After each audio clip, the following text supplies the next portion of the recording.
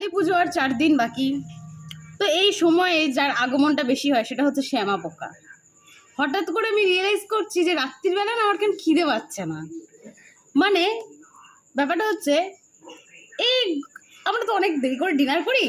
এবার যেটা ব্যাপার হচ্ছে সেটা হচ্ছে যে আমি বেশ 2-4 দিন ধরে দেখছি যে আমার রাত আর খিদে পাচ্ছে না। এবার এতদিন ধরে কারণটা বুঝতে পারছিলাম না, কালকে কারণটা বুঝতে পেরেছি। কারণটা যেটা হলো যে ঠিক ঘুম পাওয়ার কিছুক্ষণ আগে খেতে যাই, খেতে যাওয়ার আগে অনেকবার হা করে হাইটা তুলি এবং হাই তোলার সাথে সাথে আমার মুখের মধ্যে 15-20 খানা শ্যামা পোকা ঢুকে যাচ্ছে।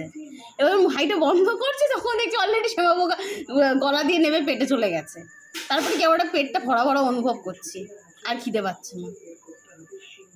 তো এই টাইমটা মানে শ্যামা পোকা যেই সময় আসা যাওয়া করে, আগমন ঘটে, সেই সময় ডিনার শ্যামা পোকা ডিনার, সেটা করেই আমার পেটটা ভরে যাচ্ছে।